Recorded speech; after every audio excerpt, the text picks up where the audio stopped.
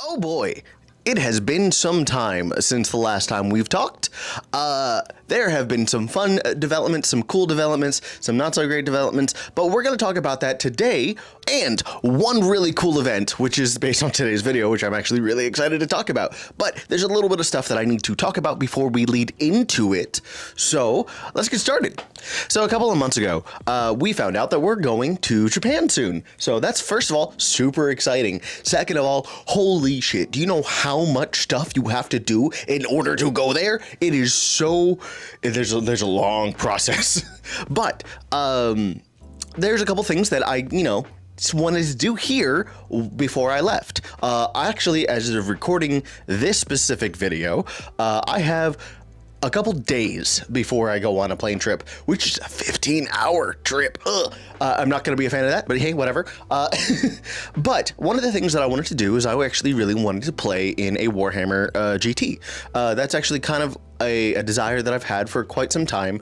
I never thought I was good enough. I never thought that I could play to the extent of how either competitive or professional players play. So I never went in. It was something that I was like, you know what? I don't want to spend the money, the time to go to another city that I probably need to get a hotel at. You know what? Screw it. I'm not going to do that whole song and dance. But one of my friends decided at Crotuck decided that, hey, I'm going to invite this guy to a combat patrol tournament. So I went to a combat patrol tournament at our local GW store. I won, like, pretty happily too. I decided that I wanted to play Drukhari because I looked at the wall and there was genuinely every army in the game on that wall except Drukhari. So I was like, you know what? I have a Drukhari army and I know for a fact that I have enough to make a combat patrol. So sure, we're going to do Drukhari. So I won. I'm actually really happy with it. I have a picture of ta-da. Actually, I'm going to go out of the way. Woo! Ta-da! I'm really excited for it. It was a really cool medal. I didn't know that it was going to be a medal, but I was actually really excited for it. And the thing is, it kind of ignited something in me. I really, really wanted to go do more competitive Warhammer. Like, it was super fun. So I decided that I need to get my tattoo redid. I know it's weird, but it's this tattoo. This tattoo is one of my hand tattoos that I was really liking, but the first go around, some ink didn't hold, so I needed to get a refresh. So you know what? I need to go up to my tattoo artist, which is about 6 hours away, so I had to drive there, and I stayed at a friend's house. At said friend's house, she is someone who plays a lot of competitive Warhammer. Like, she literally is on a team and everything. So as I was there trying to, sleep the night so I could go get my tattoo redone and go home the next day, she was talking to me, was like, hey, there is some pretty competitive stuff, GTs around here. I was like, ooh, that sounds interesting. So I started looking it up. The only one that I could find that she would be willing to go to for me was about 8 hours away, and I just can't do 8-hour drive. That's too much for me. Foreshadowing is a literary device used. So yeah, I decided that I didn't want to go to that one, but there was another one closer to me that was about only a 2.5-hour drive. So I decided, you know what, I still want to go to this one, and I'm going to drag my friend along with it. So Crotuck, I'm sorry that you were my guinea pig, but you are the one who decided, hey, I'm going to force him to come with me to this event. But the thing is, I didn't know what I needed to do or how I needed to do certain things or whatnot. So I actually got in touch with a couple friends and a couple different things, trying to get some gameplay ready to go. And I was super, super happy for it. And one of my friends like, yeah, I'll totally help you. I met him the next day and he's like, guess what? I can't help you. I sold all my 40K. I thought you were talking about AOS. I was like, no, I wasn't. So then he's like, you know what? I do feel bad for it. So what I'm going to do is there's another friend of mine who plays a bunch of Warhammer. Maybe you could talk to him and maybe you could play. I'm like, sure, fine, we could do that. Unbeknownst to me at this time, apparently this player is a really good player. And I don't mean, oh, he's just a good player. I mean, he is literally in the top 20th in the USA in terms of Warhammer competitive. What? We had a player like that here? Huh? So, unbeknownst to me, I went in, with my list, I was ready to go, I was raring to go, I was having a good I lost on turn 2. I lost hard. I lost very hard. He knew mechanics that I knew, but he also knew them in a very intricate way.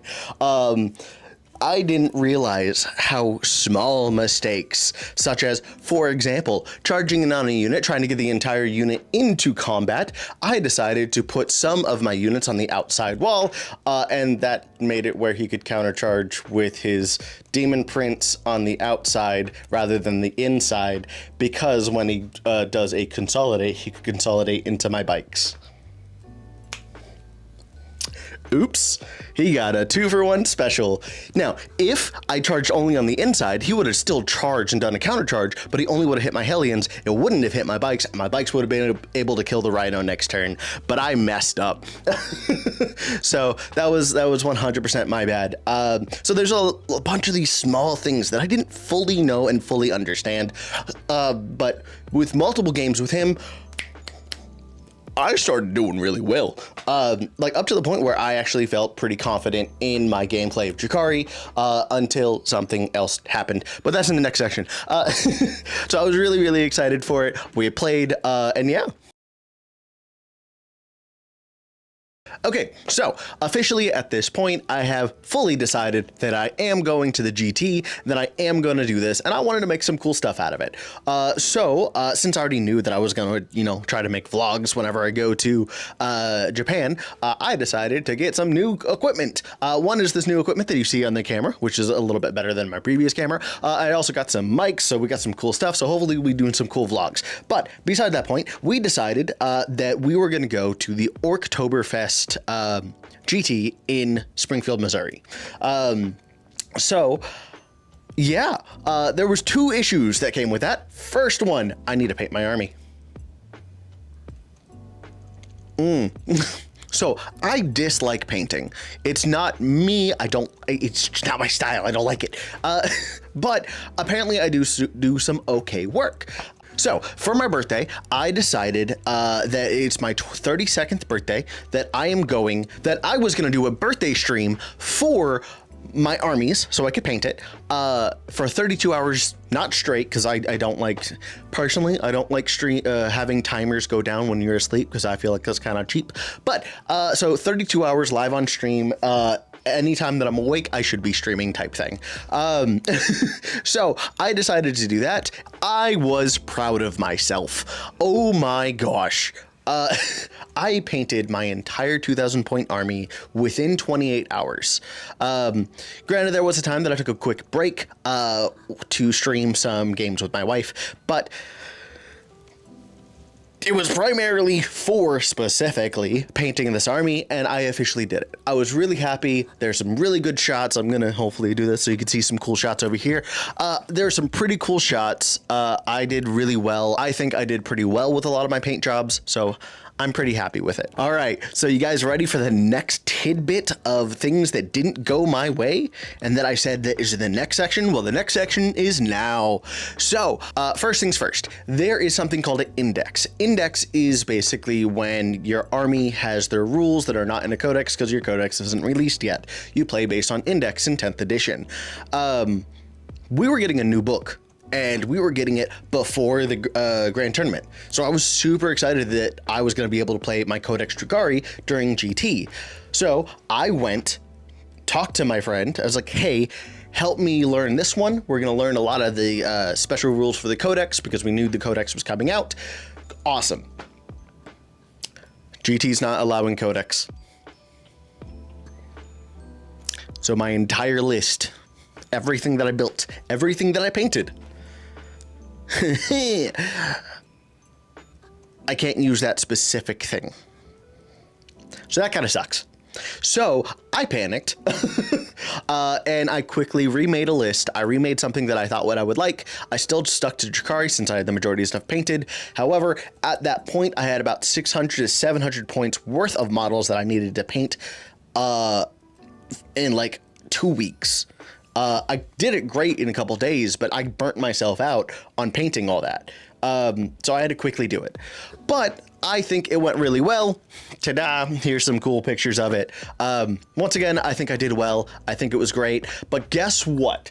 I forgot to paint a single model. So the day before I leave, I saw the model. I saw it was just completely black because I based it black. And it was just like, if I would have lost my 10 points for having a painted army because one's not painted, I would have blown a gasket. Luckily, I found it, I painted it, and oh my gosh, that was 100% a quit point for me. I was about to be like, I ain't going. This one model just fucked up my day. But I did it, we did fine, so yay. Hey, so I'm currently looking for a editor for this channel. I do think I am an okay editor, but one of the major flaws with me editing is it takes me way too long to complete anything. Like this video itself took me 4 to 5 weeks to complete. Hell, like you could even see that this is like October 20th and I'm just now getting this video out. I have spent so much time working on this video, so I'm hoping to find an editor who could, you know, help that process along.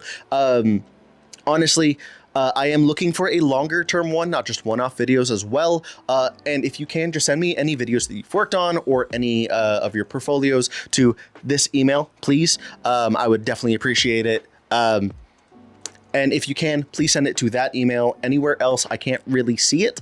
And I'm not really going to be looking for it anywhere else but that. So I would absolutely appreciate it. Yeah, so now, before we go on to the vlog portion of this video, I want to say one goal that I had in mind before going to this GT. One goal. I knew that I wasn't going to get in the top 20. I knew that I wasn't going to get pretty high in the tournament. I knew that I was going to do okay, right? Out of this tournament, it is a 2-day tournament with 5 matches total. 3 on the first day, 2 on the second day, right? Out of those 5, I personally wanted to win 2 games. That's it. I don't care if I lost drastically on the other. If I barely scraped by and won 2 games, that's my goal and that's what I wanted. Well, I guess we're gonna see if I could do it.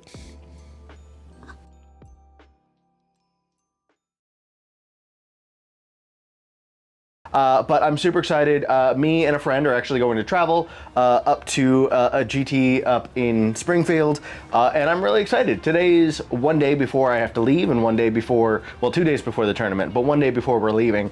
And I kind of wanted to show you what I did. First of all, this is my army. Yeah, so this is 2,000 points of Sky Splinter Assault in the Drukhari Force.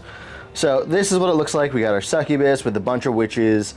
We got 2 squads of Scourges. We got 2 squads of Incubi, both led by Archons.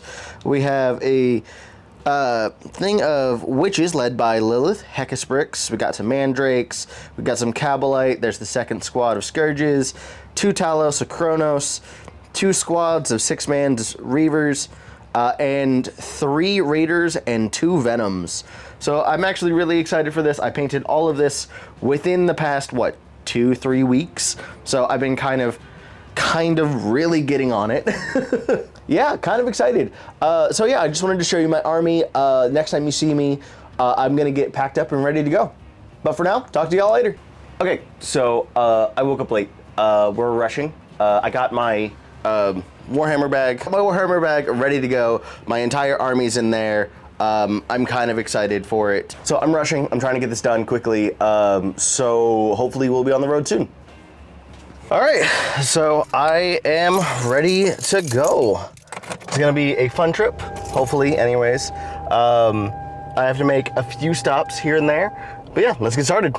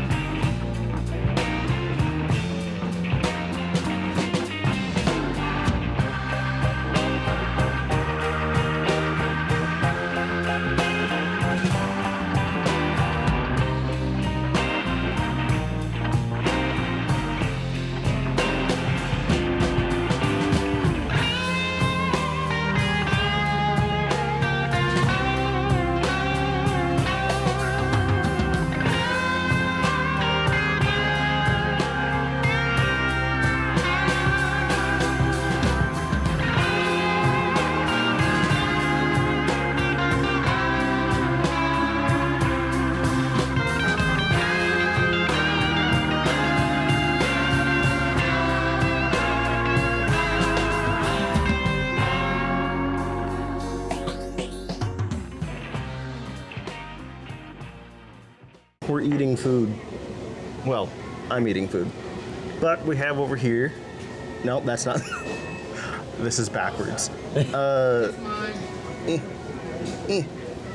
Hi, I'm a little taller. We got Crotug. We're eating here with us. So we finally made it to our destination. Oh, that's the wrong way.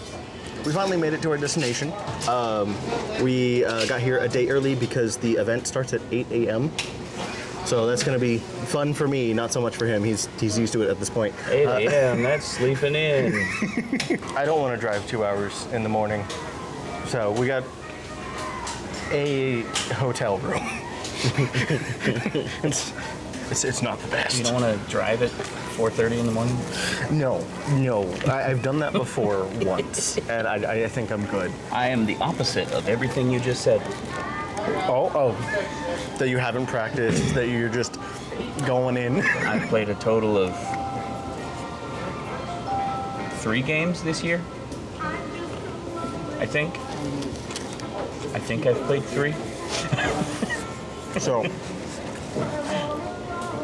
on that note, I was talking to the person who was teaching me, and he was like, hey, tell me what I'm doing wrong. I'm trying to figure out like what it is, how I can do better, right? And he's like, you need repetition. I'm like, yeah, fair. It's like, no, you don't understand. He pulls out his app with all the games that he played throughout the year. And he's like, this is in 10th edition alone. Flipped it, and there's like 380 some odd games. So it was like, oh. And I'm going to glue a brick onto the Shift and W keys of my army. And you see how quickly I can shove myself down their throat. And we will be deciding who wins or loses probably by turn 2. I expect to be beaten by the time clock if I don't go fast. Foreshadowing is a literary device used. From this point on, we're going to see you at the tournament. Peace out.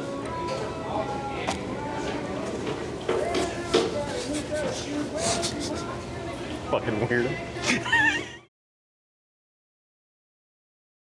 All right, we made it. We're in front of the place. It is now open, so we can go in and register if we want. However, we just got food and Sonic, and I want to eat. Well, he's having a good time. This is the earliest I've woken up in months. I normally wake up at like 1 p.m., so waking up at 7 o'clock this one. No, I woke up early because someone decided to shine a light in my face. I'm sorry. The lamp has 2 lights, 1 switch. And you turn the switch once, and it's like, I don't know which one's coming on first. His lamp came on first. And it was right in my eyes. To be fair, in his credit, I didn't sleep well last night in general. So the fact that it was just straight up light, I was like, okay, I'm awake. Well, we're gonna go try to see if we can register after I eat.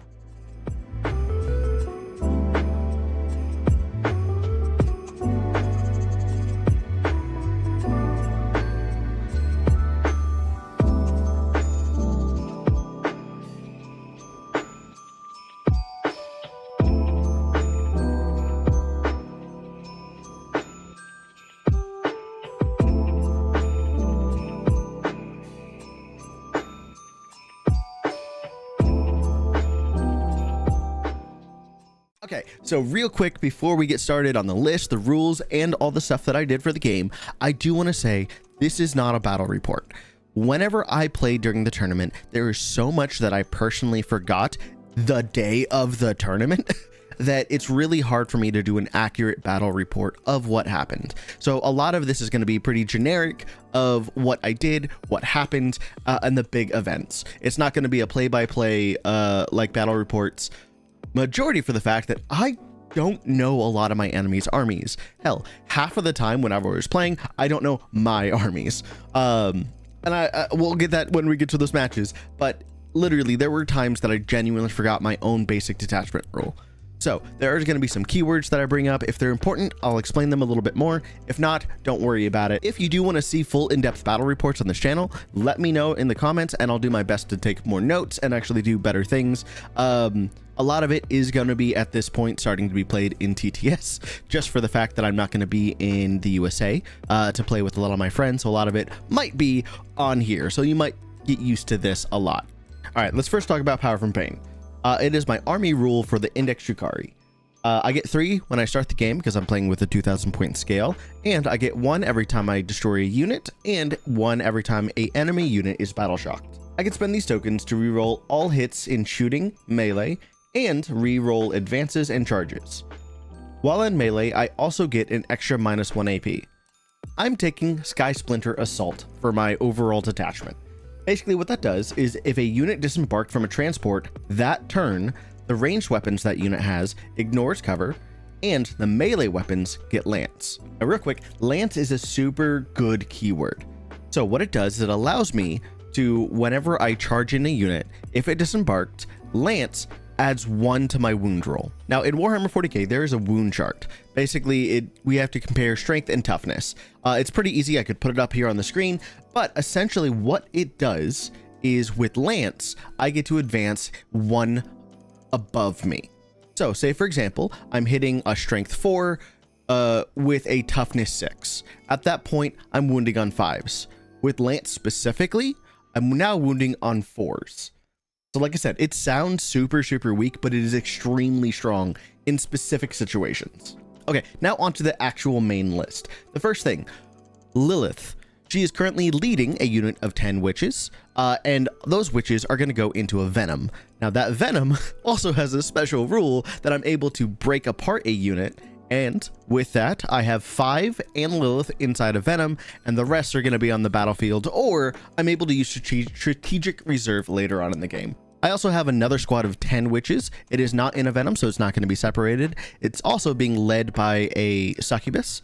The succubus specific rule allows them to get sustained hits, so that's genuinely great.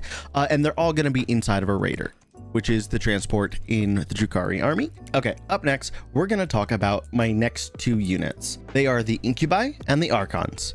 Incubi are genuinely one of my harder hitting melee characters in this game. Hence, they're also going to be inside of raiders so they don't get shot off the board, because the majority of all my stuff is only toughness 3, 1 wound, so anything could look at it and they fold like paper. The big thing about the Incubi is they are able to farm a lot of Power from Pain abilities because they have an extra ability of whenever they're in melee with a combatant, they automatically force a battle shock. So you have to roll, and if you don't, I get a Power from Pain token, which amplifies my damage with these guys specifically. Okay, so the Incubi have quite a few attacks each, with quite a bit of AP, which if I'm correct, it's -2 AP, and if you do a Power from Pain token, that's -3 AP, and they all do 2 damage per attack. Now, with that, adding the Archon, whenever you spend a Power from Pain on a unit that a Archon is leading, not only do they get reroll hits, they also get reroll wounds. So all of these hits on 3s, majority of the time is going to be wounding on 5s, but because they pop out of transports, they're going to get Lance, so they wound on 4s, so re-rolling all hits, all wounds, just so I could make sure that I could just one-shot anything that I want. They are very strong, and they're kind of the backbone of my entire list. Even though this is a Sky Splinter detachment list with a lot of witches, the Incubi are the major threats of my list. Okay, so now we're going to talk about our battle constructs. Essentially, they are the Talos on the left and the Kronos on the right. The Talos themselves are a very tanky unit. They have 7 wounds, their save is 3, their toughness is 7, they have an invul of 6, and they also have a feel no pain of 5. So they're relatively difficult to take care of. So I kind of hold them in my back line and use them as kind of a protectorate. And next to it is my Kronos. I hate my Kronos. However, the reason why I bring my Kronos is if you are in a 9-inch bubble and you use a Power from Pain token on a 4-up, you do not use it and you keep it in your pool. So it's a great way to keep your Power from Pain economy. Okay, so the next unit we have here are the Kabalite Warriors. They're essentially my point grabbers. I also put them in a Venom, so they split up in 2 different units. And basically one is going to start being able to fly around the board and dropping on other things so I could sticky objectives. Okay, so this unit is what we call mandrakes. Genuinely, it's one of my favorites, but they die all the time. So essentially, their big rule is they have something called infiltrate. At the beginning of the game, during setup phase, you're able to put them onto the battlefield 9 inches away from the enemy deployment zone, but also in no man's land as well. Okay, second to last units are my Reavers. Essentially, they're my witch bikers. 2 of them have what we call heat lances. Heat lances are essentially meltas. If I'm within 9 inches, which is basically half the range of the meltas, I do an additional 3 damage per shot. So essentially, they're really good for taking out tanks or heavy obstacles, things that I need out of the way really, really quick, such as transports. And finally, the second part of my backbone, my Scourges. Scourges are an amazing unit. They move 16 inches. They also have an ability after they fire, they move an extra 6 inches. So the big thing with them is they have Dark Lances and they have a 36-inch range, which means it pretty much covers the entire board. I am able to move anywhere I so desire, fire, and then move back into cover so they cannot be shot against. The only exception being is someone could do Overwatch with them, so you have to do very careful to stay outside 24 inches. And basically, this is the army in Tabletop Simulator. You've already seen me paint and everything like that, but this is a good way to show visualization. Okay, so here we are on game 1. I did my best to recreate the deployments. There might be a few things that are skewed that don't necessarily make sense in the end, but this is the best I could do with a very little coverage that I actually took of the games. I definitely need to do better next time, and I will do my best too. Also, I will say when it comes to my secondary objectives, I'll probably talk about them, but I probably won't talk what they do. But I will put the scoreboard at the end for each individual game, so you can see that as well. Turn 1, I went first and pulled recover assets and secure no man's land. Then I genuinely did my best to hit the knight in the center, which is this one. During the game, I moved a lot of my units, such as these Scourges. I basically moved them up here where they're still 6 inches from where they need to be. I moved my Scourges about here so I could get some good shots in, so I could get a good line of sight on that target. So everything I had shot there. I think I did some decent damage. And then after they shot, of course, they moved back into their own respective things, because that's the whole fun thing about them. They're infantry, so they can move through walls, and they have 16-inch movement, so they can move pretty much anywhere. However, I always want them in a 9-inch bubble of this Chronos, and it's not wholly within. So even if a single model, say for example, I went like this, even if a single model is within it, an entire unit gets that ability. So it's such a good ability, and the reason why I kind of kept my Chronos on every single game, pretty much like here, unless I couldn't. A lot of my bikes over here moved up here, trying to get some good shots on this one, because if I was correct, he had it where it was like here, so it was still on the ruin. So I put my Meltas kind of like here and here so I could get some good shots. I wasn't getting the Melta range, that half range of the Melta, but I still was able to shoot that. I was able to shoot that. And I think I did some decent damage on these, but I don't fully remember that day. And the footage that I have doesn't really show it either. So after my turn 1 and all my stuff, I moved a lot of my bikes up forward.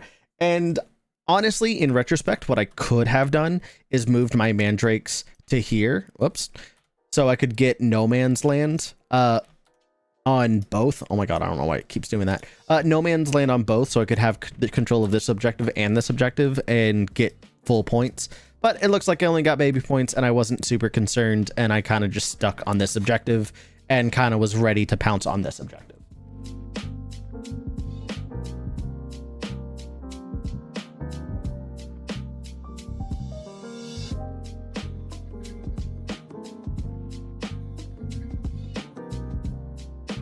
So the end of his movement phase, it kind of looked like this.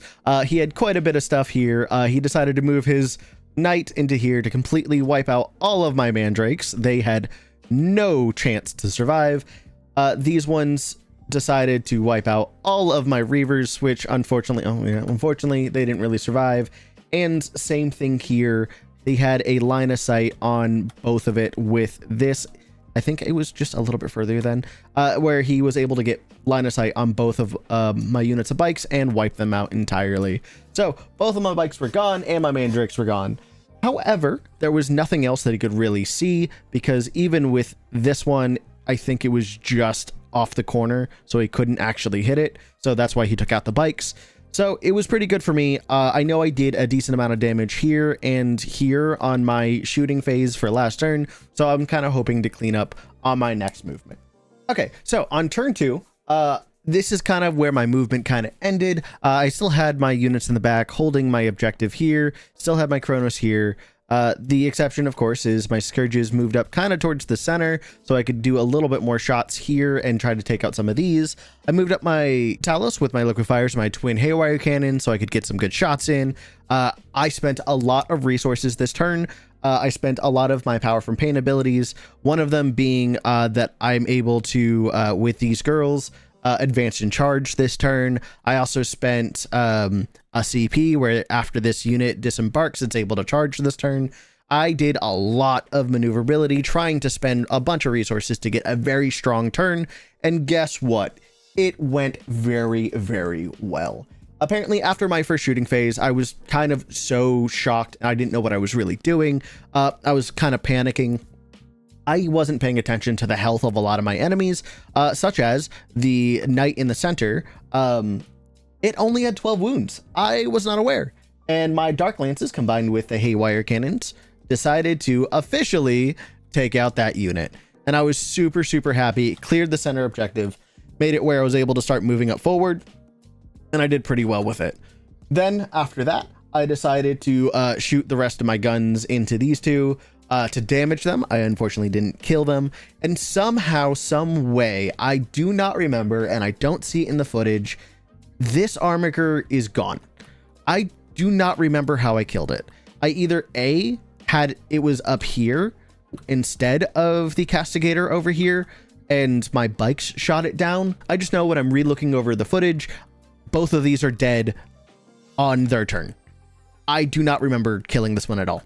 And hence another reason why I'm really bad at trying to remember these things. All right, so for my shooting phase, it went pretty well. I also went charging phase, and I did a good 9-inch charge. I officially did make it with my entire succubus squad, and of course it decided to do that. So of course we're not gonna allow that to happen. My charge actually made it. I was really happy. This charge, I believe I double charged here. And of course it wants to do the same thing. I believe I double charged here to get both of them into combat so they don't do anything. However, I completely forgot they are also vehicles and they could shoot outside of combat. So that sucked for me. And unfortunately, my melee phase did not do very well because I forgot one key proponent of my army. The turn they disembark, a lot of my girls get lances, and guess who forgot to do that? So instead of wounding on 6 on all of these knights, I would have been wounding on 5, and there have been several more wounds that went through. And I definitely probably could have gotten this down to single digits health over here, and I probably could have taken out one of the armigers, because by the time they were done, I think one of them had 2 wounds left. So it was kind of a misplay on my part for forgetting Lance, but at the same point, I was doing my best to remember all the rules, and it was very stressful, especially that we had a time clock. It was an hour and 30 minutes each, so a little bit shorter than the 2 hours you see here. So it was relatively rough. Apparently, I shot the Knight Errant as well. I don't remember that, but apparently I got it down to only, I think 15 wounds.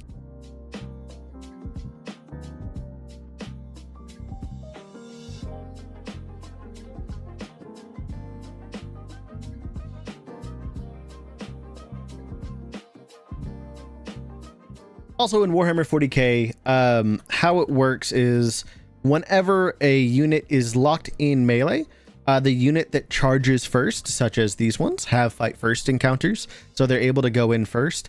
But even when it's my turn, they do also get to fight back. I was also pretty confident about my witches not dying, since my witches have a ability that they have a 4-up invul while they are in melee. So a lot of my girls actually did still survive a lot of these fights, but it kind of ended with nothing really happening and me losing quite a bit of units, even though I definitely probably could have done a lot more work if I actually kept with the Lance keyword. Also, this was their movement on turn 2. They didn't really do too much here because they were still locked in combat. They didn't do too much here because they were locked in combat, and since they're vehicles, they don't really care about shooting outside of combat. And the Helvern from here just moved up. and this one moved up here. At the end of their movement, I also spent a CP in order to drop my raider with the 10-man incubi into their back line. So I was really excited for that. Since they already moved, none of them have line of sight on it, so they were actually really perfect for being there. A good setup for a disembark movement and charge for next turn, depending on what I need. So I was really excited for that. I also have these that are able to also disembark and charge if they so desire. So I had a lot of plans my next turn, but unfortunately they did quite a bit of shooting as well. And on his shooting phase, he was thinking about maybe falling back with some of his units, but they were pretty low health. And the cool thing about these witches specifically is they force desperate breakouts. So if they tried to break out, there was a chance that they get wounded. So what he did instead is shot them, and he killed them.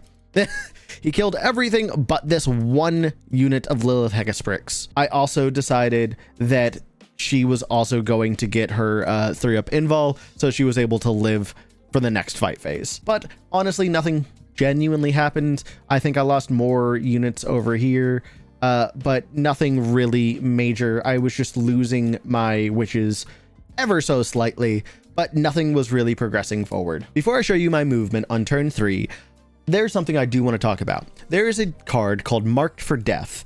Basically how it works is the opponent chooses 3 units. So he chose this knight, he chose this knight, and he chose this knight. So these are the 3 that he chose. If I kill them, I get max points. I also get to choose one. So I think I chose the weaker one out of these 2. And if I kill it, I get lesser points, but I still get points. Now, he chose this knight errant, and because he chose this knight errant, I decided, you know what's the best time for me to do? I dropped my 10-man incubi right here, and then I moved forward as much as I could. So they got around about here, and they were really excited for a nice charge. Also, I was getting ready, so my other incubi came in, and they also were getting ready for a wonderful charge here, and I think they ended their movement about there. So they were getting very close, and I was totally getting ready for these attacks. I think Lilith ran this way so she could make sure she doesn't die in any explosions. I did my best to try to measure it where she's 6 inches away from that. I believe I moved my Talos as much as they could forward up to about here. And I think they shot and attempted a charge here. And I think they successfully did make that charge. On my turn, I shot my Scourges, of course, shooting at the Knight Errant, trying to get it as low as I could, and I did barely any damage. I think I missed everything on it. The Haywire Blasters shot the Armiger Helvern and did complete that kill there, so I was really happy. At this point, I think I was only down to, 1 witch. I did not move my lances or my raider or this splinter cannon for some reason. I have no idea why. I think I tried to hinder them with my Cabalite warriors that were coming out because they had dark lances, and I think I shot the best I could there. And of course, the final charge went in here to actually get the Knight Errant, and surprisingly, with all my attacks, all my rerolls, everything, not including Lance, unfortunately, I did just enough damage on the dot to kill this Knight Errant to get that point for the full points of Mark for Death. And these ones came in and they charged, I think, another double charge, and I got this Armiger.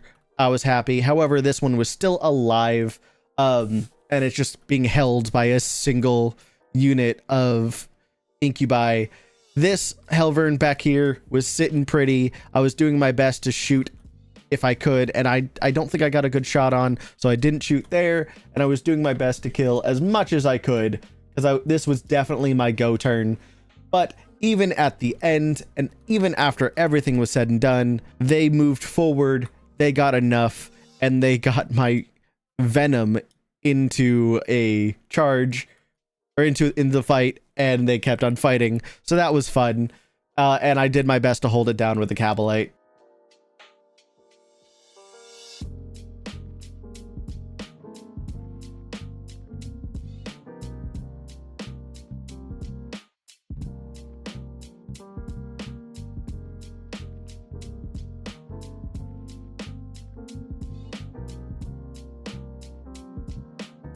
Since he wasn't able to really move too much on his turn, I remember that he was able to pivot here, and he was able to get a clean line of sight on Lilith to wipe Lilith off the board, which I lost one of my favorite units, but it's fine because at the very end, I did do just enough damage to kill his last Castigator and his last Armiger, and the only thing left is his Helvern over here, and I came in with this. I shot with what I could, I missed, I charged, and I still failed the tank shock. So with everything said and done, this Armiger was the only thing left alive on his field. Honestly, I lost a decent amount of units. However, I do feel like that's how Drukhari are supposed to play, is we're supposed to trade a lot of units, especially for my newer list now. But at the end of the day, I won my first GT game ever, and I was super, super excited. Honestly, this was such a great game. And Will was such a good opponent. He helped me through some questions that I didn't fully understand. Honestly, he was a great opponent for the first person. He was able to teach me a lot. I was really, really happy for it. So yeah.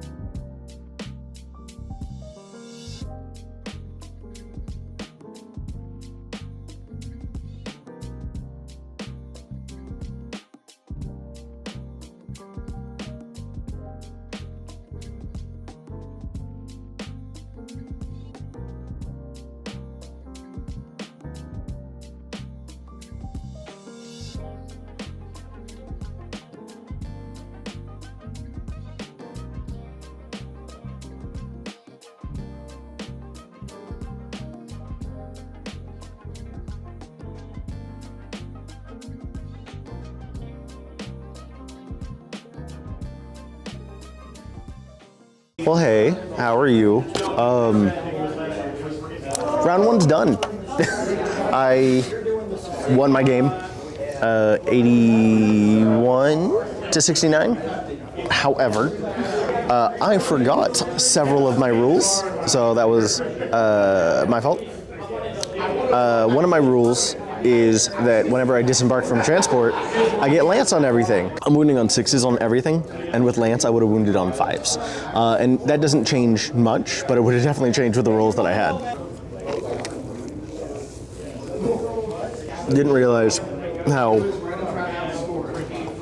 tiring that was. So the game was really quick. A lot of our rolls went like bop, bop, bop, bop, bop. But it was like basically rapid fire questions, answers, dice rolls. Well, we crumped them high, we crumped them low, we crumped them right in the middle, and we got crumped too.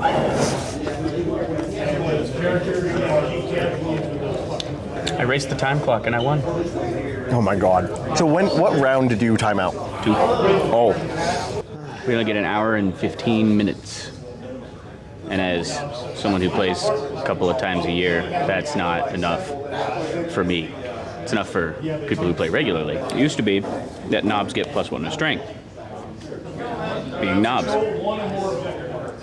But now it doesn't really matter because they use power claws.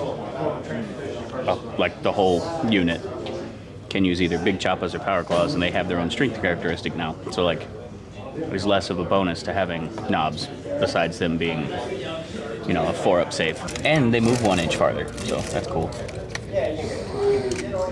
If I had to put anything down as an MVP, unfortunately for you specifically, it's Makari. I hate Makari so much. Giving everyone 5-up crits, lethal hits,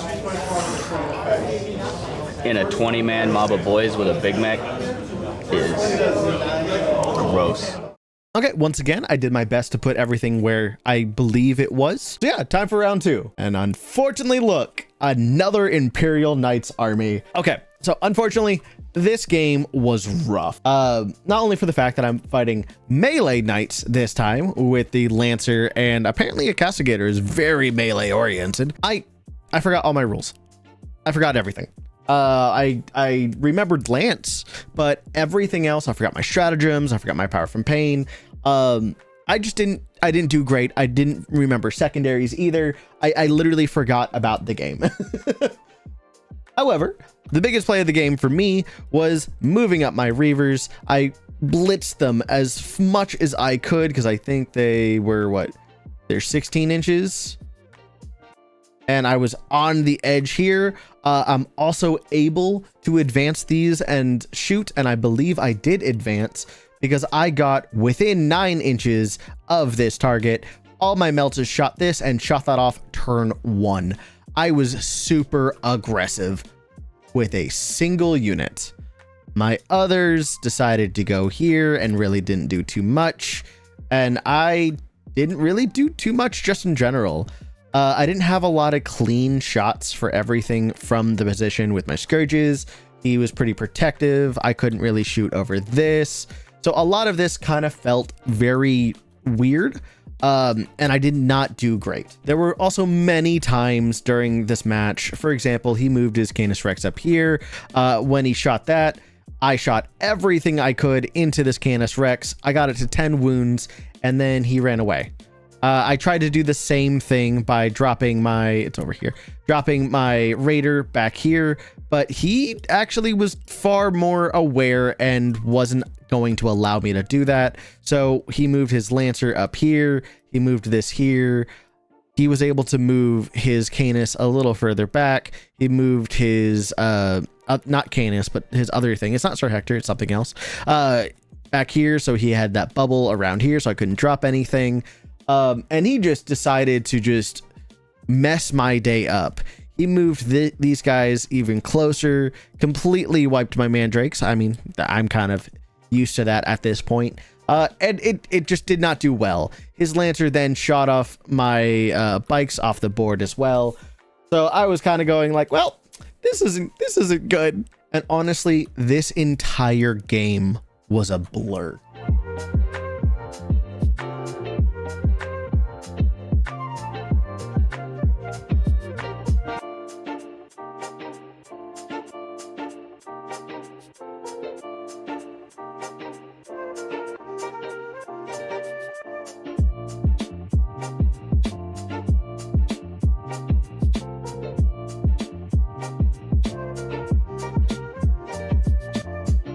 Like it was not great. He decided to move his Lancer throughout the game, all the way kind of like towards mid lane, so he could just start wrecking shit. He moved his Paladin forward over here.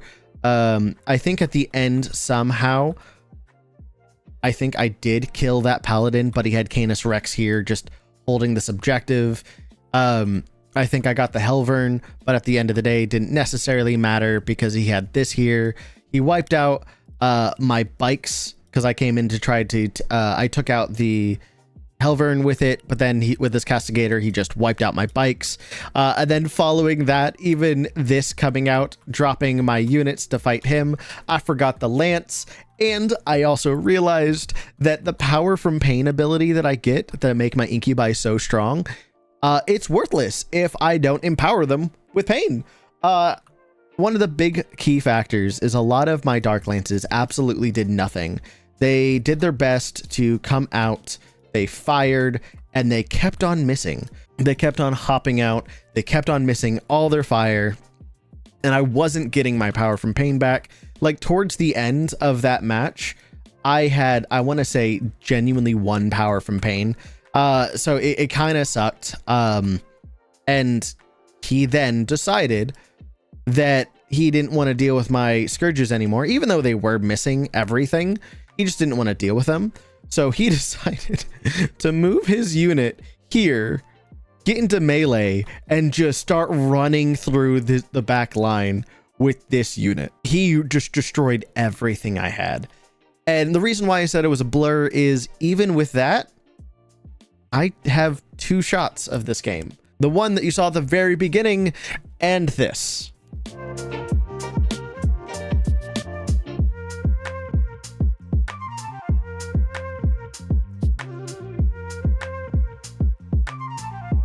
The biggest thing that happened to me this game is I dropped in my Raider with the 10 incubi somewhere back here instead. I couldn't really do too much there, but I dropped it there. My incubi came out, they came for the attack, and I didn't have a Power from Pain token ready. Do you know why I didn't? Because at that time I had 2 Power from Pains. This Canis Rex was probably at maybe 10 wounds left. I knew that I could convert that into something. So I went full Hail Mary, moving these units up here, moving my Chronos to about here, just so I could get the Power from Pain reroll on a 4-up, I get it back. So I spent the rerolls here, shot into Canis Rex, and everything missed. Everything. All 8 shots were gone, and I couldn't do anything. And because of that, I had 0 Power from Pain. I charged in here. I also charged in with my other incubi into his Lancer that was in my back line, hoping to get a Power from Pain from a Battle Shock on one of them because the incubi forces it, and I didn't get it either. And at the end of the day, they hit on 3s, they wound on 6, no rerolls. The Castigator just walked on them. It wasn't even a challenge for this game. Honestly, game 2, like I said, it was a blur, and I walked away with a loss. But genuinely, I learned so much that game. 2 big takeaways though. 1, I need to remember my secondaries. I pulled secondaries. I was able to achieve those secondaries, and I didn't do them. I just completely forgot them in the movement phase, so all my secondaries just went out the window. So I got no points. And 2, I always need to save Power from Pain for your melee incubi. However, Michael was another great opponent. He was super knowledgeable. He helped me, and the morale was high between all of us. And if you look at the footage here, he had little cowboy hats on every single one of his guys, and it was a delight to play against him. I think if I played a little bit better, I would have given him a little bit more of a challenge, because he did tell me through the game that he was worried at the very beginning. I just messed up way too much, and it just cascaded.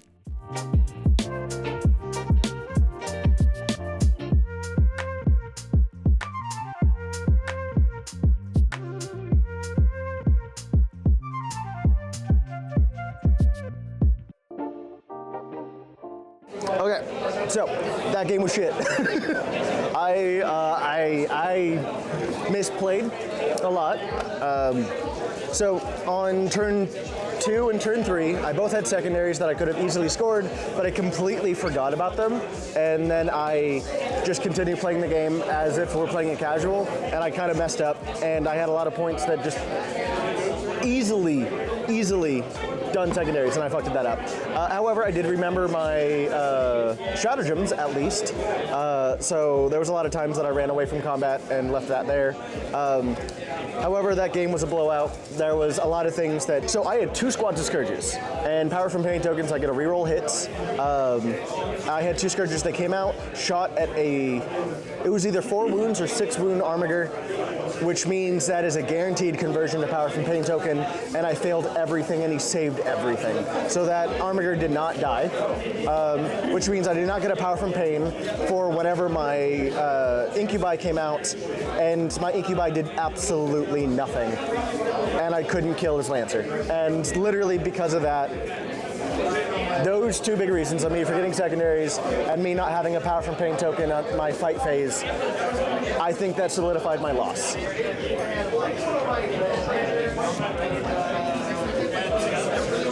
Rosebud. Rosebud frozen peas.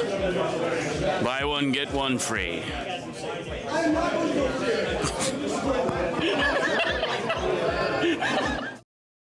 All right, so this is the final game of the day versus Gene Stealer Cult. This is their deployment. This is what they currently have. There's all the stuff that once again in the footage, that I found that is on the board. That's quite a bit, right? Well, guess what? They still got tons more. All of this was on the side of their table, and it was terrifying. If I'm correct, there were some things that were in Deep Strike and some things were in strat reserves. Some things were actually in these Goliath tanks that he had, but there were so many models still not on board. And the only thing not on board for me was this little amount. These were in strategic reserves. I still had this unit in Deep Strike, but the rest were technically on the board. And it was a very rough game. So at the start of this game, I did play a little bit more cagey than I should have. In the back of my mind, I was still remembering the total loss that I had on round 2, and I wanted to be a little bit more safe. Unfortunately, that didn't really work out. I went second, and Genestealer Cults has mortars, which means they could fire things that hit out of line of sight. So on literally turn 1, they wiped out all of these Scourges save for a single Scourge. I left the Dark Lance there. I remember the Jackals fighting my Fiends and them surviving versus their Fiends. So already it was a very bad game turn 1.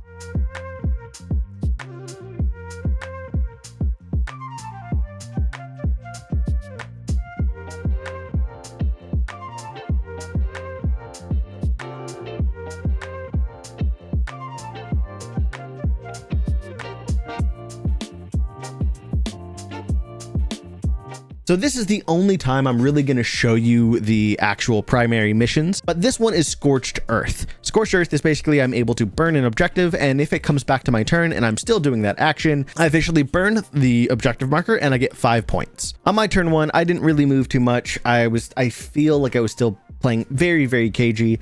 I moved my Reavers up forward, not very much, not even 4 inches. I think it's because I had nothing really on this side to do. Apparently this unit has a 9-inch bubble that if I end a movement in it, it does mortal wounds. I shouldn't have been afraid of that. What I should have done is I should have still moved up here the best of my ability, because they were back here, because 16 inches. Oh, that's also probably why. I only could move here, and that charge is not even a chargeable charge. So that's probably why I didn't move forward. But on my turn 1, I moved here. I started the burn, and my Mandrakes effectively did take out the Atlan Jackals, but I did not take out the Wolf Mining Laser. Yeah, I played very cagey. I didn't have any real shots anywhere, so I kind of just played passive. On my turn 1, nothing really happened.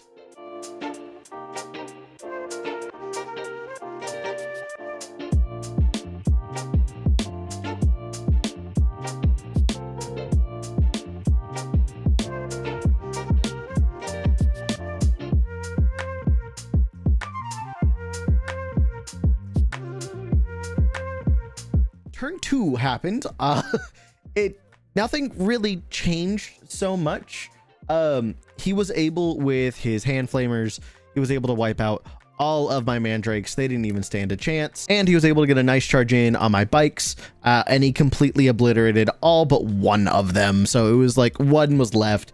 Not really much has changed. The only exception of what happened is I knew that I couldn't go back here because he had a Saboteur back here, which is also a 9-inch bubble. I could not drop this pretty much anywhere back here, so there wasn't a choice there. Definitely not even looking at that. So I decided that the best choice was for me to drop the 10-man there. So I rapid ingressed, and that was pretty much it.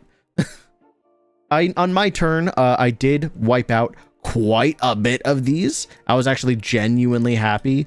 All right, then on my turn, I decided to move this really far forward.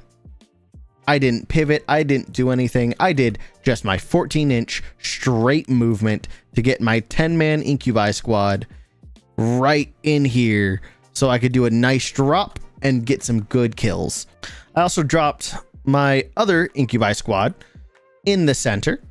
But I couldn't do the move first, then disembark and charge, because I had to spend the CP over here with this raider to move this, move and drop, so I could get a nice charge on these heavy mining lasers. because I feel like they would be a big problem. I also then decided to move my incubi, but I did successfully make a good charge here. So I was so ready to get some good kills, get some good fighting. And guess what happened? Even though I did successfully make this charge, he was also within a certain range, and he was able to heroically intervene with this unit that he had. And this specific unit had a fight first leader. Opposing units have fight first. Defender always goes first. So with his guys, he just wiped out my guys, and they couldn't do anything. They moved in, they got what they needed, they got an amazing charge, and then died instantly. But with that, I did immediately say, okay, well, that genuinely sucks, but good news. I got a wonderful double charge on both of these units. And do you know what I did? I won. I actually got it. I was able to remember my Power from Pain ability. I got a bunch of stuff. I was super excited. I did some maneuvering to kind of make it where I was able to move here. And there was a full reason why I did that, and I'll show you that in a second. And it turns out I lied. I actually started burning on turn 2. I thought I burned on turn 3. And guess what he did on my movement phase? If you said rapid ingressed a unit right here to mess up my day, then you would be correct, because he rapid ingressed right here so he could charge in and mess up my day. And the fun thing with this guy I tried to maneuver is I'm able to spend 1 CP, move their normal movement phase if they are not engaged in combat, and if I am wholly within 6 inches of a transport, all of the units, all of the models in the unit hop back into the transport at the end of the fight phase. So my incubi lived for a turn, and I was super excited until I realized I just messed up. He was able to move his units further up here. It made me be able to do a reactive CP move to move a little bit further there, but he's like, that's completely fine. Decided to start disembarking some of his units here into engagement. He got these guys ready to go here into engagement. After these guys rapid ingressed, they moved up here getting ready for that. And he kind of went full steamroll. Everything that he had, he was ready to go and just obliterate me.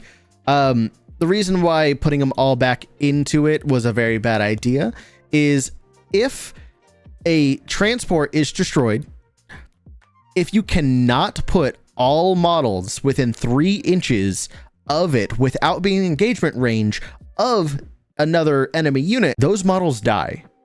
And then you still have to roll if the models die because of a destroyed transport. And with everything, I luckily didn't roll a single one, but the only thing I had left was just a 5-man squad, and the raider was gone. I did not play that very well at all. He surrounded it, eventually did wipe out my incubi completely. He then moved here. He got a wonderful charge in on these guys. The bikes did also die. I didn't have my Lilith out to do a counter charge, and it kind of crumbled from that point on.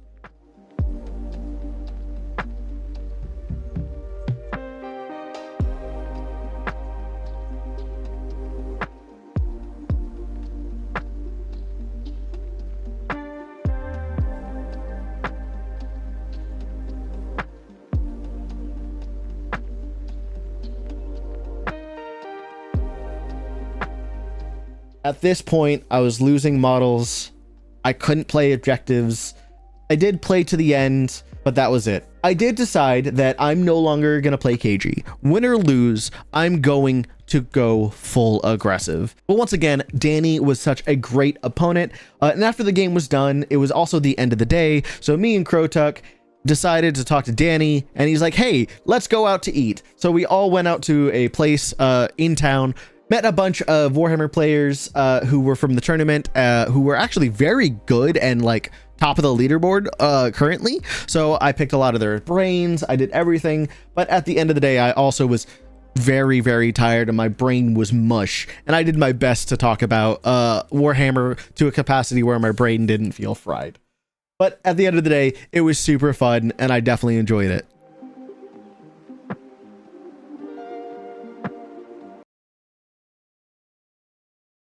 Okay, it's the new day, and I have to win one of my last 2 games to finally make my goal.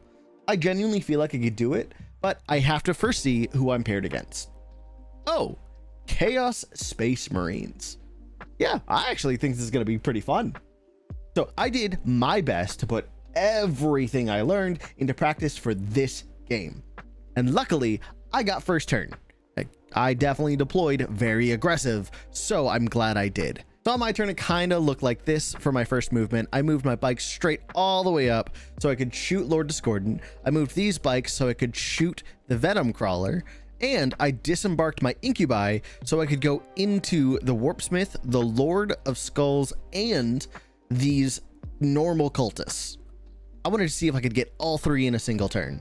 With the combined fire of my Dark Lances from my Scourges into the Venom Crawler, and into this Rhino, because I really wanted to get the Rhino down, I got the Venom Crawler in a one-shot with the Heat Lance. I got the Chaos Rhino down to only like 5 health, and I got the Lord Discordant all the way down to 8 wounds. And I feel like I did a genuinely impressive shooting phase. Then after that, these Incubi successfully made a triple charge going into the Warpsmith, into the Chaos Cultist, and into the Lord of Skulls. With my attacks, I think I had a grand total of 3 going into Warpsmith and the other 3 going into Chaos Cultist. And with that, I not only got the Warpsmith, but I also cleared all of the cultists in a single run. Yes, granted, his Lord of Skulls did wipe out my Incubi in the fight back, but honestly, my entire army is meant to do even trades.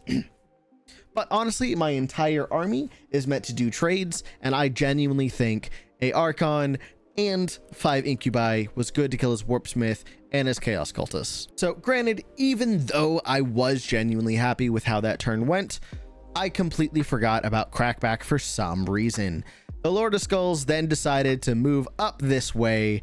Not only did Vashtar also move, the Forge Fiend moved here, Lord Discordant was able to move here, they wiped out both of my Reaver squads, and they wiped out my bikes. So yes, granted, I did lose quite a bit more than I was expecting on the Crackback than just the 5 Incubi and Archon. I genuinely feel that was still a genuinely good play on my part on being aggressive. So he decided to move his Chaos Rhino up to the very beginning just so he could touch the objective marker. He decided to drop out his Chaos Legionnaires in order for them to not only shoot my Cabalite warriors, but to also charge in with his guys. But luckily, I was ready for that. I had my... This is definitely not where they were. They had it enough. Perfect timing. But the witches were just in enough range in order to do a counter charge to fight back. Yes, he did kill all of my Cabalite, but in response, I did kill his entire unit, Chaos Legionnaires, and he did successfully wipe out quite a few of my witches. On my next turn, I pulled terrible secondaries. Everything was a action, and I do have one unit that could do anything, but it didn't really do anything that turn. I did see the Vashtor in the center, so I disembarked with my Venom, and I did my best to charge or move here so I could charge this turn. I then did move up these guys just a little bit more to get some movement here. And with all the attacks, I was able to successfully kill the Chaos Rhino. Then the Noise Marines came out, and because the Noise Marines came out, I also wiped them entirely with the rest of my units. However, he did get some stuff at the very end, and with that, I believe he killed every one of my witches except the Succubus herself. Somehow through the tussle, he also got a good line of sight on my Raider, and with some more damage, he also got a line of sight on my Venom that did pop both of these. And because these moved up here, they were able to get through here, fire, and eventually charge into here. With all the fights that happened, they ended up here. One ended up dead. These guys charged in. It didn't really work out for me. Only Lilith was the only one to survive, so she stayed, but everything else was dead.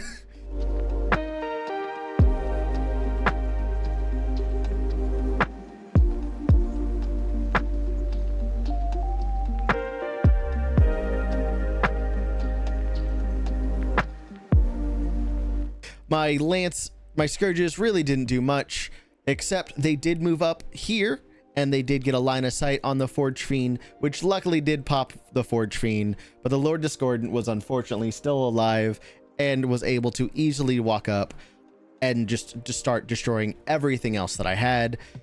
On his turn, I did drop in my Raider with Dark Lance here for rapid ingress, and he was able to, unfortunately, in a single shot, destroy it. And with that, I only had the 10 that were here, and a few did die during that time. So unfortunately, there wasn't much I could do about these 3 dying. So I had just things here without any lances, so they weren't going to be able to do too much.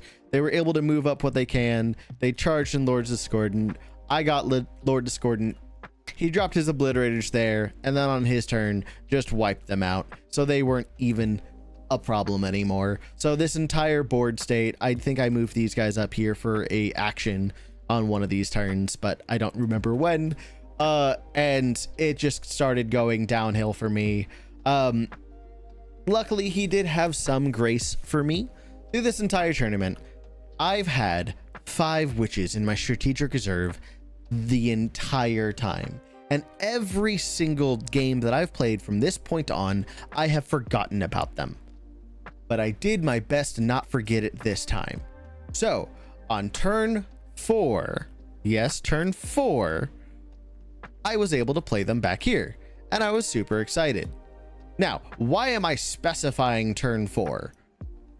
Easy, because this is a legal maneuver. Why is it illegal? Because they're not allowed to do it. On turn 3 is the latest they could drop in. Turn 4 and turn 5 are only able to drop in after they have already been on the board at least once. However, I did set it up on turn 4 because Keaton, my opponent, said it was completely fine. He didn't believe 5 witches were going to do anything. They didn't. But it was a good learning opportunity that'd be like, hey, I'm glad you remembered it. But remember, turn 3 is the only time that they're able to come onto the battlefield unless they were already on the battlefield before. He was being very gracious. I was very happy that he allowed me to do that. Honestly, it didn't really change too much. My secondaries really kind of killed me. A lot of my decisions were there.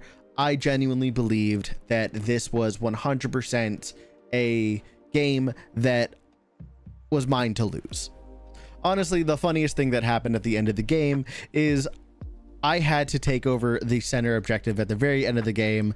My Scourges literally flew out, landed on here, out OC'd Lord of Skulls, but then he just turned around and just one-shot all of them. But it was the funniest thing. I'm really happy that we were able to do that kind of final epic battle at the very end. I unfortunately did lose this game as well, but Keaton was a very gracious opponent. He did help me with a couple other things as well. And it was really awesome looking at this beautiful looking army. And genuinely, it's always cool to see a Lord of Skulls on the board. It makes me very jealous. I really want a Drukhari centerpiece model. GW, yeah, you gonna do it? So I know Tantalus is a centerpiece model. However, it is now in Legends, so even the centerpiece model we have doesn't matter. And here it is, the all or nothing game. I either win or I lose. and I do not make my goal, honestly, everything is riding on it. It all comes down to this one. Game 5, I went against Black Templars. And well, this is an interesting match for sure. My opponent had a very similar list to me. He was very melee-centric with infantry and heavy shots with his tanks. But you know what? Something happened this game. Everything just clicked.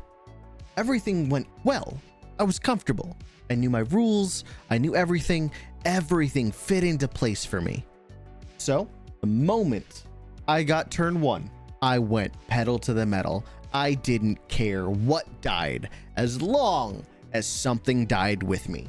And I just went for it. Not even counting the secondaries that I got that were very easy to get. I moved all of my Reavers as much as they could, just outside of explosion range, but just enough that I'm able to get my Heat Lances into these. Then I moved my other bikes that I put very aggressively at the very top of this board here, showing as much as I can, even advancing, I believe, in order just to get enough damage where I am within 9 inches of this vehicle on all of my things. I think I placed it like this, to be fair. All my things there. Then, with the combined fire of my Dark Lances, my Haywire Blasters going into this, everything I had, I just shot. There was nothing out of season. And with that, I destroyed 2 of their vehicles. First one, this is not a impulsor. I couldn't find it, but it was a immolator. They dropped their sisters out. And one major thing that I'm not sure if you know, that whenever a unit is inside a transport and that transport gets destroyed, they get battle shocked. And you remember what happens whenever units are battle shocked? I get pain tokens. So literally at the end of round 1, because of all the battle shocks and the things that died, I had 3 to start, then 2 for killing 2 units, then 2 for battle shocking those units.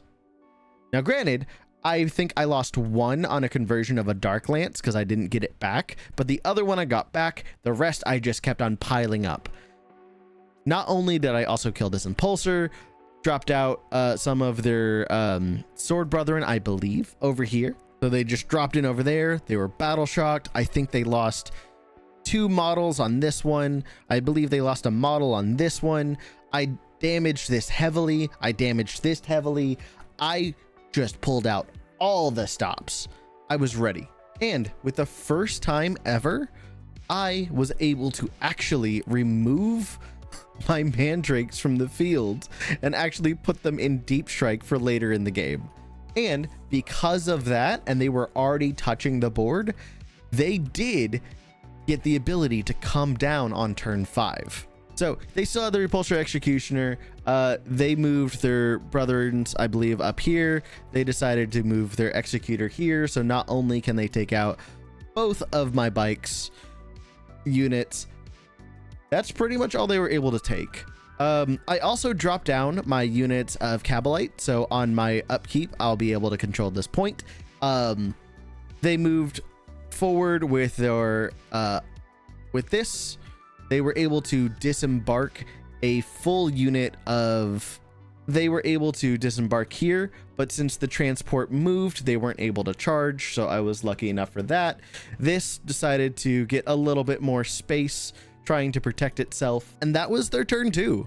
I think they got some objective markers. They did kill quite a bit of stuff. Their sister squad was able to move up maybe a little bit. One of my big key worries was this Impulsor over here. Granted, it only had like 4 wounds left, but it did have the entire squad of Blade Guard veterans being led by a Judicar. Now, the big reason why I'm concerned about that is this has fight first, and even if I charge on his turn, he's going to fight with a Sword Brethren first, and that's terrifying for me. So knowing this was in there, I was doing everything in my power to destroy the Impulsor. And with once again the combined fire of my Scourges and my Talos, I was able to destroy the Impulsor. I think only one Blade Guard veteran died, and then I decided to charge in with both of my Talos, trying to do my best to kill the Judicards with after the flamethrowers being shot in. They luckily, everyone died except just the Judicar. I charged in with the Judicar, and with that, I was able to kill it. And in the index, if Talos get the kill, they are forever empowered for the rest of the game. So I no longer have to spend power from pain tokens. I did my best to shoot what I can. I did my best to try to wipe out as much as I can so I could get power from pain tokens. On my upkeep, I did control the centerpiece, so that did change into a sticky objective for me. I was able to disembark my entire witch squad into the center. I also charged in, or disembarked and charged in with my incubi that were over here. I did my best to fight what I can. When I charged in with these guys, one of the biggest things that helped me is not only was I able to get some good combat coming through here, of course, they really don't like me on this one, but I also had my succubus wrap around here so I could get a nice attack in on Helbricht. After the charge, going into Helbricht had an ability that at the start of the fight phase, he's able to do mortal wounds to a unit. And he did 6 mortal wounds to my witches, which took out over half of my unit and almost effectively my entire fighting power, which genuinely sucked over there.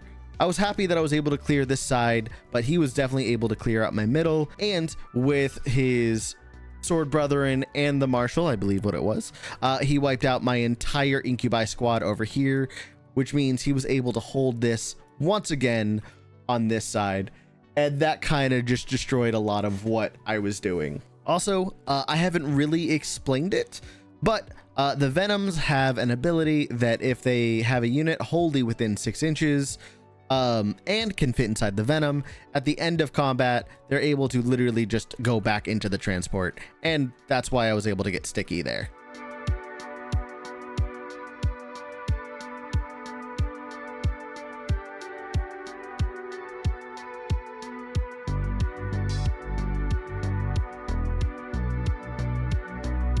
On his turn, he did move his repulsor closer around here so he could shoot everything he could into my Raider.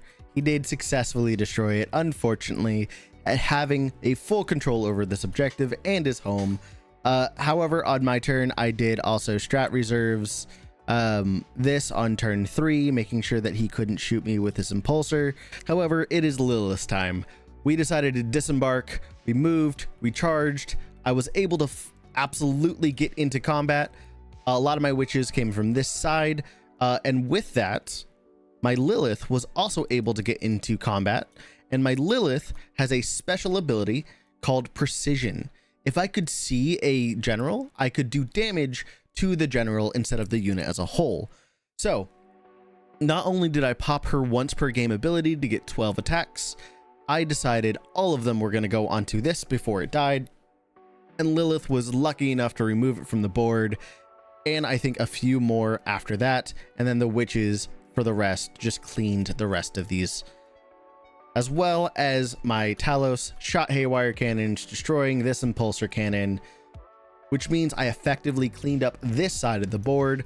Only thing left was the repulsor executioner and a few other squads over here. Then on my turn, I moved my witches forward as much as they could, trying to see if I could clear this objective. Luckily, I made a crazy charge to actually make it into the Battle Sister squad, and since I couldn't actually get into the Battle Sister squad without getting into the Lancer, I had to also touch the Lancer. But I was also able to, since he really wanted to destroy this Raider, my Scourges came out and shot everything they could into it, finally taking out the Repulsor Executioner with my combined fire of my Scourges and my Dark Lance moving up here, being able to see a good line of sight. And I kind of wiped out every single one of his biggest tanks, except the Lancer, of course, on that turn, and it was definitely swinging in my favor. Finally, After he did a few small maneuvers trying to see if he could get points here of Primaris Initiate as well as his captain, whether they were in Deep Strike or if they were in a transport, I genuinely do not remember. All I know is that they were here at the end of the game. Also saying the fact that this guy survived so many attacks. I don't know what I did. I even charged with this guy trying to get into it, and with the tank shock and with all the damage, he's still stuck at a single wound, killing my venom and killing everything over there. It was genuinely crazy until I got a stray shot with, I believe, a Dark Lance that finally finished him off. And on his turn, I did also rapid ingress my final raider in the center so I could do a disembark and charge at the very end. And it was an amazing shot. Here is the shot without the wall of the final mano-a-mano leaders looking at leaders fight. It was so good. I was able to disembark with my incubi. I was able to use the power from pain to do reroll all hits and all wounds, and I wiped out the unit. Now this fight was bloody. After everything was said and done, and after the dust finally settled, I was able to finally calm down, look over at the scoreboard, and there it is, 96 to 58. I did it. I won my second game, and I completed my own personal goal. Dude, I was so happy. Honestly, throughout this game, my opponent was such a great player. He brought a lot of thematic candles to represent his army. We honestly knew that it was a coin flip for whoever won this match, since we were extremely similar lists. We knew whoever got the charge was the one who was going to win. So, yeah. Yeah, so that was my first GT done and over. So let me tell you, I was so tired after that. My brain was mush. Literally, the moment I won, as soon as I literally put the point into Best Coast pairings, I died. My entire brain just got fried. I was like, okay, I think I'm done. Because at this point, I've kind of explained it a little bit earlier, but I have spent so much time, so much effort, so much every part of me in the past month, maybe 2 months, getting ready for this one singular event. And after everything was done, I was able to relax and everything came rushing. And I just sat there zoning out. Unbeknownst to me, the award ceremony started. And I'm just sitting there kind of deadpan, just like, I was gone. Dude, I was gone. I was doing my best once I realized the award ceremony was happening to listen in, to clap, to be like, I'm actually excited for these people who won. Like, honestly, I did my goal, so genuinely I won to myself, so that's fine. Until I heard a familiar name get called. Crotuck. I'm like, huh? So my brain kind of went like, that's a name I know. What? So I looked over and he won Best Conversion. And dude, honestly, he deserves it. He does a lot of kit bashing. He does a lot of his own personal takes on a lot of the models. I don't. Me. So, but he did a very, very good job on one of his conversions, so much that the TO genuinely gave him an award, and he definitely deserves it. After that, I clapped, I was excited, and I kind of went back to zoning out. I know it's not great, but my brain, I couldn't handle. Because we're at the award ceremony part, but we're at the like hobbyist part of it. Because I wasn't winning anything hobbyist. I like my work, but I have seen some pretty models there, like amazing looking models there. So I wasn't gonna do anything. So I was like, cool, I could zone out again. Until you know what? I won.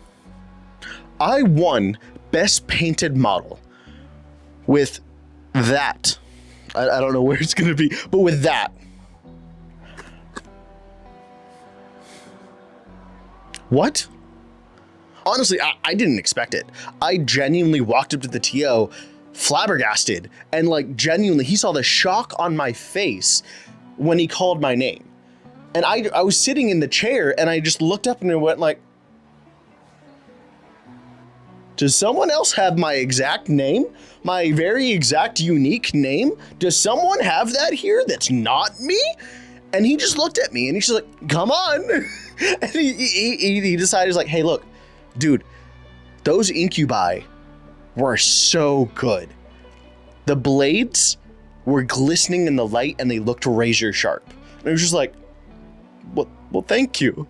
And at the very end, he looked at me and was like, hey, don't sell yourself short. You do very good work. One thing that if you do follow me, that you noticed quite quickly is I don't do well with compliments. I don't do well with actually well-intentioned compliments. Things that aren't, I'm gonna say this so I could do this. It's genuine, just being genuine. I don't do good with that. And I'm really trying, and my wife has helped me a lot, but I was shocked, and it was so weird. And it was like I sat down and I was sitting there just staring at this glass and cool coaster with best painted unit on it from Orktober, from my very first GT, and it was an amazing experience. So I'm gonna shout out someone who is significantly bigger than me, but someone who genuinely helped me want to truly pursue this GT experience. Paul is bad at stuff. He is a recent to me YouTuber that kind of broke the stigma of tournament play of Warhammer. I am a long-time player. I've been playing for quite some time. I'm not great, but I've been playing for a long time. And if you've been around the block in Warhammer, you have kind of realized that there's a stigma of tournament players being, lack of a better word, dicks. And I didn't want to deal with that. I didn't want to have to deal with any of that. But after watching a few of Paul is bad at stuff videos, there's a consistent theme that he was talking about, that Warhammer is no longer just a straight competitive game. It's a co-op game. And people aren't assholes anymore. They're just not. Like, they don't try to do gotcha maneuvers. They don't try to do like, oh, well, you messed that up, so that's your fault. I'm gonna fuck you now. It's not that way anymore. Granted, there's still people out there who are like that, but the majority of it isn't like that anymore. And it was such a big shock to my brain that it was right. Like, even here in the US, because if I'm correct, he's a UK person.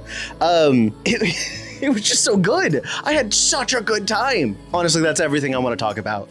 Of course, learning everything and painting everything was stressful, but in the end, it was totally worth it. I was super, super happy. I hope you enjoy the videos. I hope you enjoy a lot of the pictures and everything that I put up. Also, thank you so much, Krotuk, for joining with me in this awesome adventure. There's quite a bit of stories that he has to tell as well. If you want to go over to talk to him, go to his channel. He's a Twitch channel. So yeah, he also has a YouTube. So go help him out. He's almost to 1,000 subs. So yeah, thank you, Krotuk, for hanging out with me after I forced you to come with me. But it seemed like you had a good time.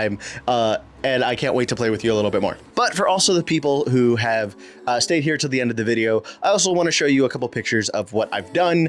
So there's just a little montage. There's not going to be any words or anything like that, but just showing something about, my last few months here in the USA, and kind of showing why I've kind of been AFK from YouTube for a while.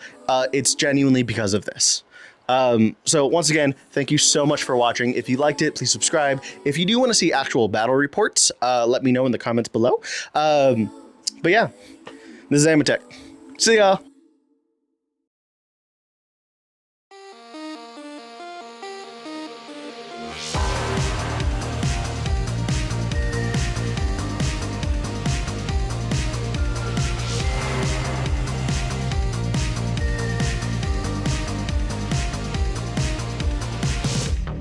As a girl, use a step.